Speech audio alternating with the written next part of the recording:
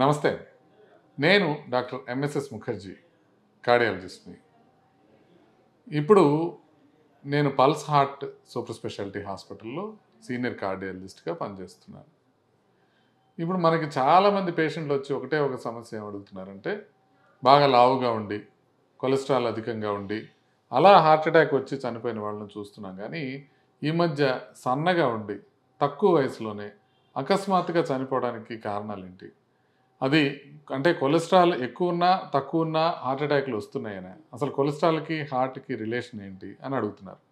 అంటే మనకి వాళ్ళు లావుగా లేకపోయినా కూడా, వాళ్ళకి రక్తంలో కొలెస్ట్రాల్ లేకపోయినా కూడా హార్ట్ అటాక్‌లు వస్తున్నాయి. దీన్ని ఏ విధంగా చూడాలి అని అడుగుతున్నారు. అందుకోసమని ఈ వీడియో చేస్తున్నాం. సో, ప్రధానంగా మనం అర్థం చేసుకోవాల్సింది ఏంటంటే, హార్ట్ అటాక్ రావడానికి చాలా రిస్క్ ఫ్యాక్టర్స్ ఉంటాయి. కొన్ని మనం మార్చుకోగలిగినవి, కొన్ని మనం మార్చుకోలేనివి. మనం మార్చుకోలేనివి అనంటే, మగవాళ్ళలో హార్ట్ ప్రాబ్లమ్ ఎక్కువొస్తుంది. వయసు పెరిగే కొద్దీ హార్ట్ ప్రాబ్లమ్ ఎక్కువొస్తుంది. మన జెనెటిక్ మెటీరియల్ బట్టి మనకి రిస్క్ ఉంటుంది. మనకి పేరెంట్స్ దగ్గర నుంచి మనకు కొంత రిస్క్ వచ్చే అవకాశం ఉంటుంది. ఇవి మనం మార్చలేం. అంటే అవి ఎలా ఉంటాయో అలాగే ఉంటాయి లైఫ్ లాంగ్. బట్ మార్చగలిగినవి ఏంటి అనంటే, బీపీ ఒకటి, షుగర్ ఒకటి, కొలెస్ట్రాల్ ఒకటి, స్మోకింగ్ ఒకటి, తర్వాత ఇట్లాంటివి మనకి నిద్ర సరిగ్గా లేకపోవటం, ఆహారం సరిగ్గా తీసుకోకపోవటం, వ్యాయామం సరిగ్గా చేయకపోవటం, ఇవన్నీ మాడిఫైబుల్ రిస్క్ ఫ్యాక్టర్స్. అంటే మనం వీటిని మార్చుకుంటూ హార్ట్ ప్రాబ్లమ్ వచ్చే అవకాశాన్ని తగ్గించుకోవచ్చు. మీరు గమనించినట్లయితే ఇప్పుడు నేను చెప్పిన దాంట్లో చాలా రిస్క్ ఫ్యాక్టర్స్ ఉంటాయి హార్ట్ ప్రాబ్లమ్ రావడానికి. ఆ రిస్క్ ఫ్యాక్టర్స్ ఉన్నప్పుడు హార్ట్ ప్రాబ్లమ్ వచ్చే అవకాశం ఎక్కువ ఉంటుంది అనేది చెప్పడం చూసాను. మనకి అన్నిటికన్నా ప్రధానమైన రిస్క్ ఫ్యాక్టర్ మాడిఫై చేయగలిగింది స్మోకింగ్ అనమాట. అంటే స్మోకింగ్ మానేస్తే హార్ట్ ప్రాబ్లమ్ వచ్చే అవకాశం మనకి చాలా వరకు తగ్గుతుంది. ఈ రిస్క్ ఫ్యాక్టర్స్‌లో భాగంగానే మనం కొలెస్ట్రాల్‌ని చూడాలి తప్ప, ఈ కొలెస్ట్రాల్ అనేది అన్నిటికన్నా ప్రధానమైన రిస్క్ ఫ్యాక్టర్ అని చూడకూడదు. అంటే అర్థం ఏంటంటే రక్తంలో కొలెస్ట్రాల్ ఎక్కువగా ఉంటే హార్ట్ అటాక్ వచ్చే అవకాశం ఉంటుంది. అట్లని రక్తంలో కొలెస్ట్రాల్ నార్మల్ ఉన్నంత మాత్రాన మిగతా రిస్క్ ఫ్యాక్టర్స్ ఉన్నప్పుడు హార్ట్ అటాక్ రాకూడదనేమీ లేదు. అంటే ఈ రిస్క్ ఫ్యాక్టర్స్‌లో ఇప్పుడు ఫర్ ఎగ్జాంపుల్ బీపీ ఉంది, షుగర్ ఉంది, మీ కొలెస్ట్రాల్ నార్మలే ఉంది, స్మోకింగ్ చేస్తున్నారు, అయినా హార్ట్ ప్రాబ్లమ్ వచ్చేదానికి అవకాశం ఉంటుంది.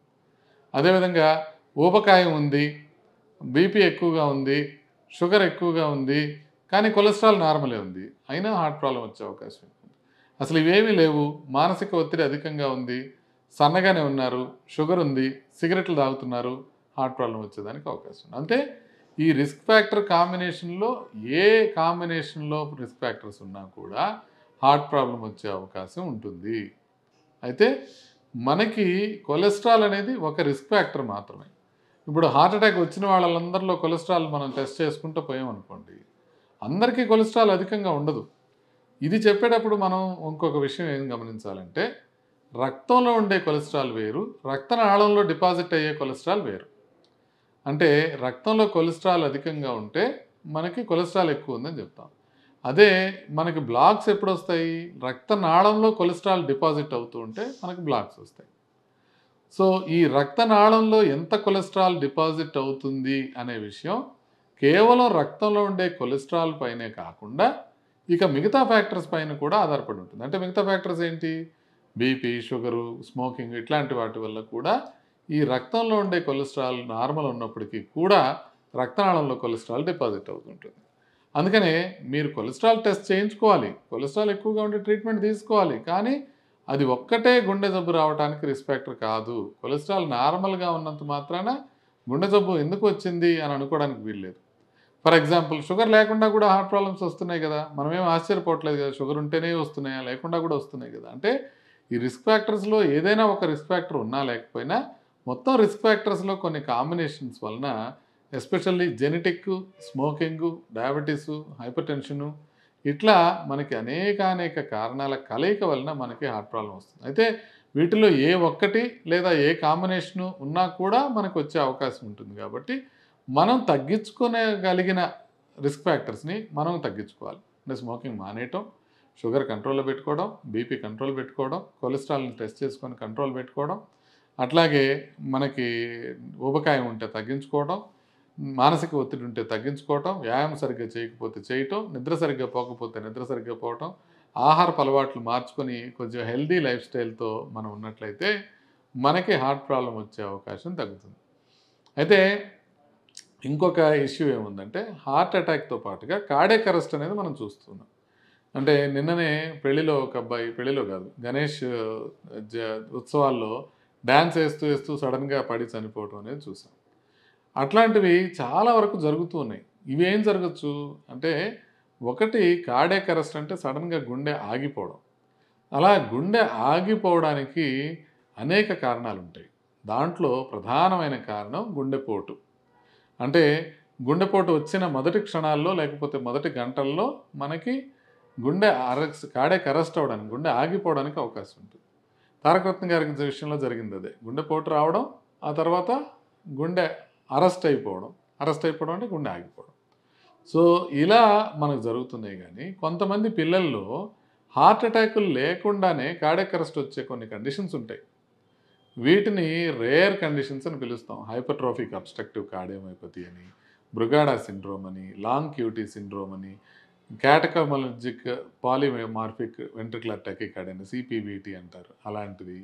తర్వాత కంజెనిటల్ కరోనరీ అనామలీస్ అని ఇలాంటి ప్రాబ్లమ్స్‌తో హార్ట్ అటాక్ రాకుండా కూడా కార్డియాక్ అరెస్ట్ రావచ్చు. రేర్ బట్ అది కూడా జరగచ్చు. కాబట్టి సడెన్‌గా నొప్పి లేకుండా సడెన్‌గా తొందరగా పడిపోయి కార్డియాక్ అరెస్ట్ అయింది అనంటే ఇలాంటి కారణాలు ఏమన్నా ఉన్నాయేమో అనేది మనం గమనించాలి.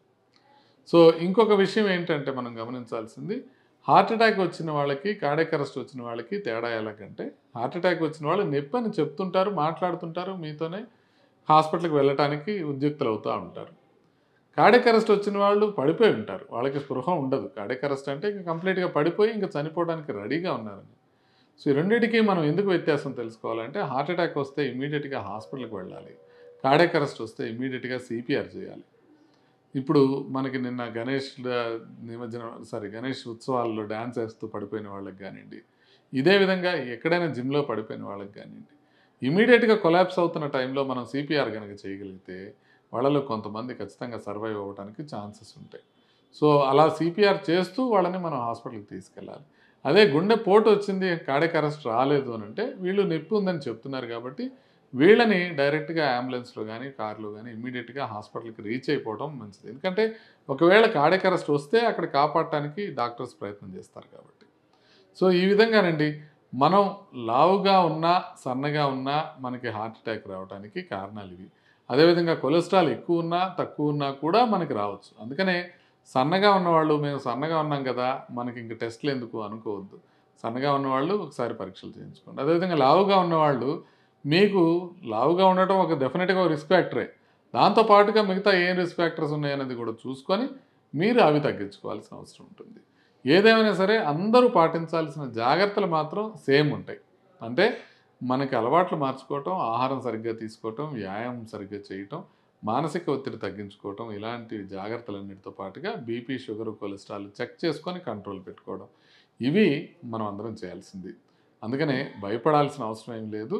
కారణం తెలుసుకొని దాన్ని ఏ విధంగా ప్రివెంట్ చేసుకోవాలి అనే విషయాన్ని చూసుకుంటే సరిపోతుంది. నమస్తే.